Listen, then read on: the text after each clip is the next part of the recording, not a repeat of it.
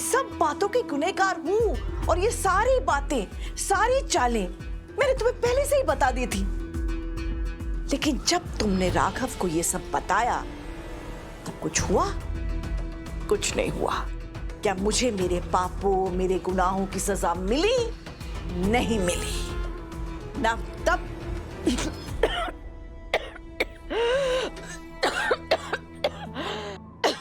पानी।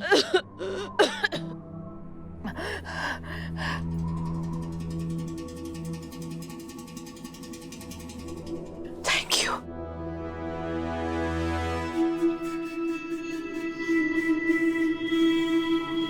मैं जो कह रही थी कि ना पहले और ना अब ऐसा होगा।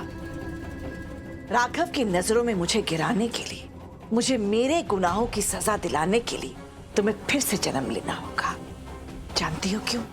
चाहे पूरी दुनिया मेरे खिलाफ चली जाए, चाहे मेरे पति, मेरे बच्चे मेरे खिलाफ चले जाए, लेकिन मेरा राघव, वो मेरे खिलाफ कभी नहीं जाएगा। क्योंकि इतने साल जो मैंने उसके सामने प्यार का बढ़िया नाटक किया है ना, राघव के लिए वही सच्चाई है। मेरा हर झूठ तुम्हारे हर सच पर हमेशा भारी पड़ेगा, हमेशा। नहीं बुआ जी, आज राघव के सामने आपके झूठ से पर्दा उठ जाएगा, क्योंकि आज आपने खुद मुझे वो हथियार दे दिया है जिसके वार से मैं आपका असली चेहरा राघव के सामने लेकर आऊंगी। एक मिनट रीत, चेक तो कर लो रिकॉर्डिंग ठीक से हुई या नहीं।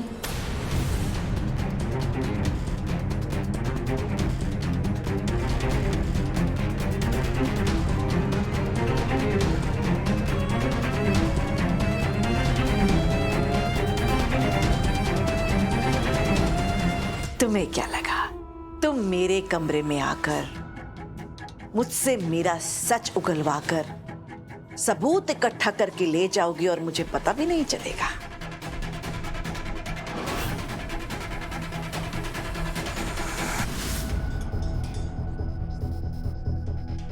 ये रीत तो ऐसे मुस्कुरा रही है जैसे ये जीत गई है, पर क्यों?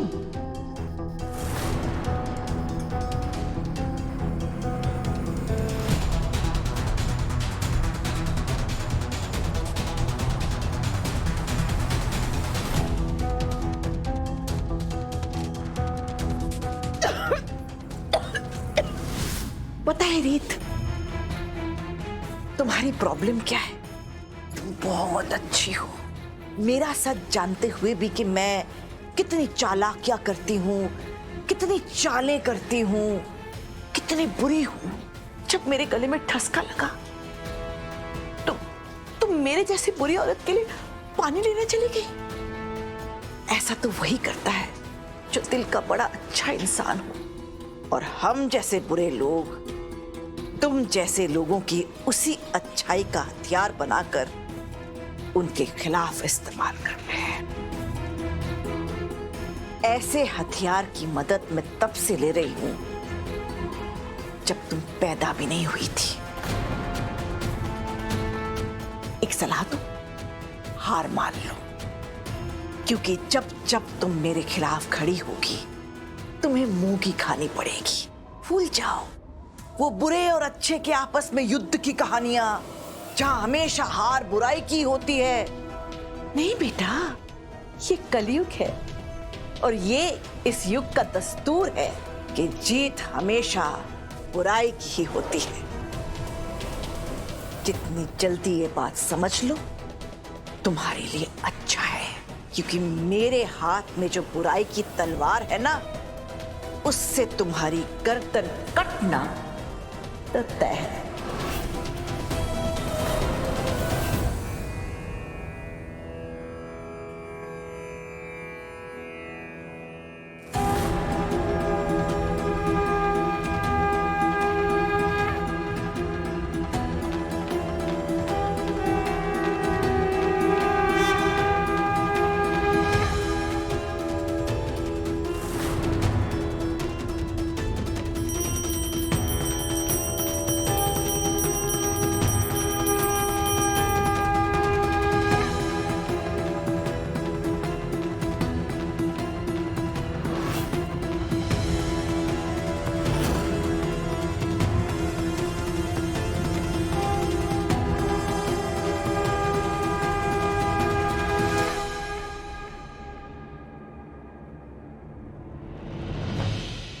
माना तलवार की तेज धार के आगे गर्दन की कोई हैसियत नहीं होती, लेकिन अगर गर्दन बगावत करने पे आ जाए तो तलवार की कोई खैर नहीं होती।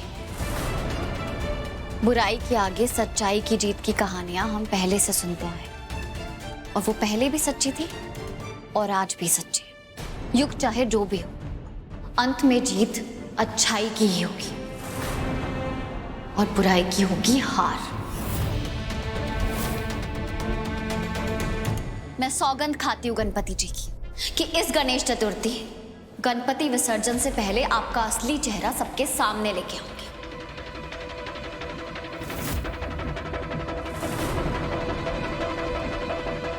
कहते हैं ना, गणपति जी विघ्न हरता है।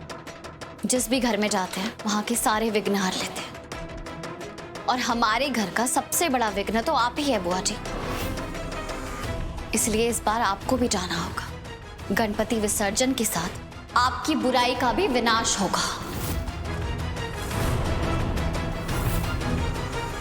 मेरे ही कमरे में स्थापित मेरे ही गणपति जी की सौगंध खाकर मेरे विनाश की कामना कर रही हो। अपने कमरे में गणपति जी स्थापित कर लेने से आप गणपति जी के मन में स्थापित नहीं हो जाएगी बुआ जी। गणपति जी सिर्फ उन्हीं भक्त की रक्षा करते हैं, उन्हीं भक्त का साथ देते हैं जो छल और कपट से कोसों दूर हो, जिनका मन साफ और निश्चल हो। और आप मुझे वो भक्त नहीं लगती, इसलिए अब आप देखिएगा कि बप्पा कैसे आपकी बुराई का अंत करने में मेरा साथ देंगे।